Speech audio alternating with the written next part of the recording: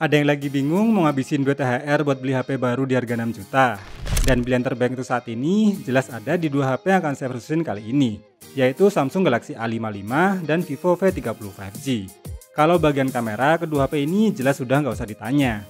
Tapi kalau performa, kira-kira chipset baru Samsung Exynos 1480 apakah bisa di-compare dengan chipset Qualcomm Snapdragon 7 Gen 3-nya punya Vivo V30? Lebih ngebut dan lebih stabil yang mana nih kalau kedua HP ini kita adu bagian performanya?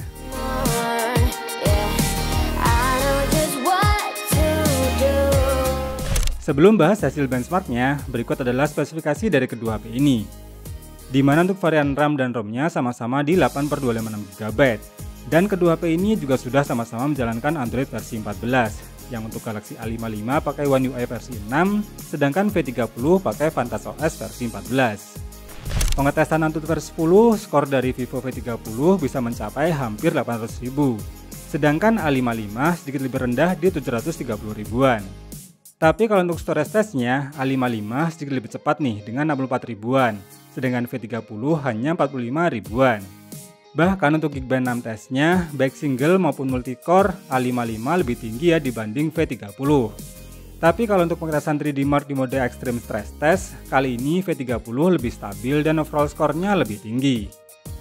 Jadi bisa disimpulkan untuk pengujian benchmark, ternyata Snapdragon 7 Gen 3 tidak selalu unggul jika dibandingkan dengan Exynos 1480-nya Samsung. Karena di beberapa tes justru Galaxy A55 bisa lebih unggul. Walaupun untuk kestabilannya V30 masih sedikit lebih baik.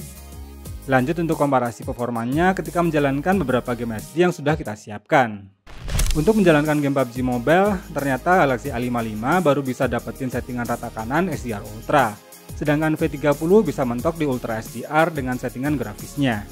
Walaupun untuk frame rate-nya keduanya bisa merasakan pada settingan ekstrim. Jadi saat dites pakai settingan yang sama yaitu di Smooth Extreme, overall untuk pengalaman bermainnya sama dan identik. Sama-sama bisa stabil di 60 fps dan minim dengan frame drop. Sensor gyro juga sama-sama responsif dan gak delay. Tapi untuk suhu panas, Exynos tetap terasa sedikit lebih panas nih dibanding Snapdragon. Yang tentunya membuat penurunan baterainya jadi sedikit lebih boros dibanding V30. Dan saat dites pakai game seberat Genshin Impact, ternyata performa Exynos 1480 malah bisa lebih stabil nih dibanding Snapdragon 7 Gen 3. Terlihat dari FPS monitor, frame drop terendah A55 masih bisa di atas 30an fps. Sedangkan V30 malah frame drop terendahnya bisa mencapai 24 fps.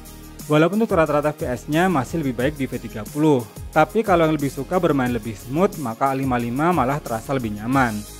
Dan kalau untuk suhu panasnya, lagi-lagi V30 masih terasa lebih adem, walaupun cuma berbeda 2 derajat.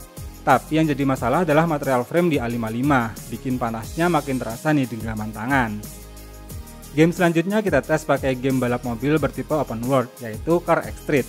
Kedua HP dites pakai settingan yang sama, yaitu di mode default dengan FPS di set ke mode high. Untuk pengalaman bermainnya ternyata lumayan terasa identik, dan sama-sama bisa menampilkan gameplay yang smooth dan minim dengan frame drop. Tapi kalau untuk suhu panasnya, ternyata baik Exynos maupun Snapdragon sama-sama masih cukup ngos-ngosan jalanin game yang satu ini. Dan untuk penurunan baterainya pun ternyata cuma beda tipis banget. Nah, kalau buat jalanin game PS2 sekelas God of War 2 pakai emulator, ternyata chipset Snapdragon tetap lebih smooth karena nggak perlu ngerubah settingan grafis ke mode Vulkan. Sedangkan Exynos masih harus dirubah settingannya karena gambarnya jadi ada bug atau glitch berwarna hijau. Dan untuk kemulusan gameplaynya pun performa Snapdragon 7 Gen 3 masih lebih smooth, kecuali jika settingan di V30-nya disamain pakai mode Vulkan. Maka jadi sedikit lebih berat untuk gameplaynya. Jadi kalau buat jalanin emulator PS2, chipset Naga ternyata lebih baik nih dibanding chipset barunya Exynos Samsung A55. Untuk bagian baterai, jelas V30 menang telak baik untuk daya tahan, fitur kecepatan charging, hingga sudah dapat adapter charger bawaan. Selain itu untuk pengetesan PC Mark-nya pun selisihnya lumayan terasa, di mana Samsung Galaxy A55 hanya bertahan selama 13 jam 55 menit, sedangkan V30 bisa mencapai 19 jam 40 menit. Yang berarti untuk efisiensi dayanya, jika untuk daily use, Vivo V30 masih tergolong awet dan lebih tahan lama.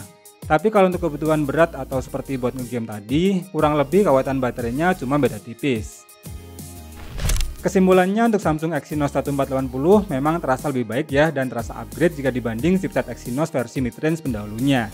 Namun overall tetap belum bisa mengalahkan chipset Naga Kepala 7 Gen 3 yang terasa lebih powerful dan masih lebih bagus untuk efisiensi dayanya. Ditambah jika memang untuk kinerja yang berat atau gaming, fitur krusial seperti pengisian daya yang cuma 25 watt jelas bakal jadi deal breaker yang sangat berpengaruh. Dimana 80 wattnya Vivo V30 bakal terasa lebih kepake untuk kebutuhan yang serba cepat saat ini. Nah, kalau di bagian performa, memang A55 dengan Exynos masih kurang begitu unggul dibanding V30 dengan Snapdragon-nya. Tapi buat yang penasaran gimana untuk komparasi bagian kameranya, nanti akan kita buatkan juga di video yang berbeda. Terima kasih sudah nonton video sampai habis, semoga bermanfaat. Irul pamit dan sampai ketemu lagi di video berikutnya. Are you ever sorry? Tell me what's your deal? Do you ever wonder how I really feel? Every time you turn your back, I wish I was done with that.